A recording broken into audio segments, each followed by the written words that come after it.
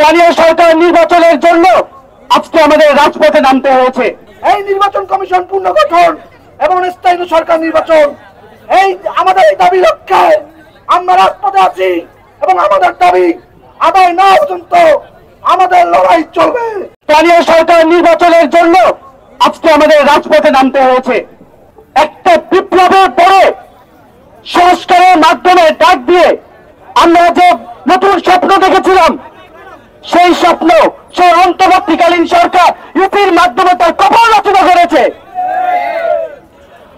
৭৫-এর আগে বাকশালের মাধ্যমে যে ইউপি পুনর্গঠন হতে পারেনি, আওয়ামী সরকার এবং হাসিনা সেই ইউপি গঠন করেছে।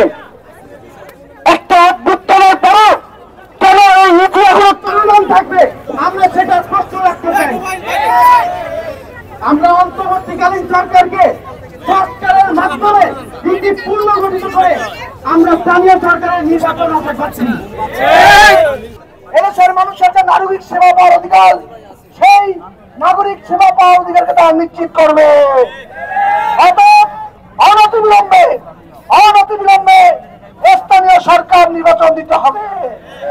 আজকে আমরা দেখছি যে 3টা অবৈধ নির্বাচন ছিল, সেই নির্বাচন তো আদালত দ্বারা বাতিল ঘোষণা করা হয়েছে, কিন্তু কিছু লোক তাদের ক্ষমতা ব্যবহার করতে যাচ্ছে। তারা জুলাই অভ্যুত্থানকারী যোদ্ধারা তা কখনো মেনে নেবে না। এই মুহূর্তে দরকার এই নির্বাচন কমিশন পুনর্গঠন এবং স্থায়ী সরকার নির্বাচন। এই আমাদের এই দাবি রক্ষায় আমরা রাজপথে আছি এবং আমাদের দাবি আদায় না পর্যন্ত আমাদের লড়াই চলবে। সবাইকে বিপ্লবী সালাম।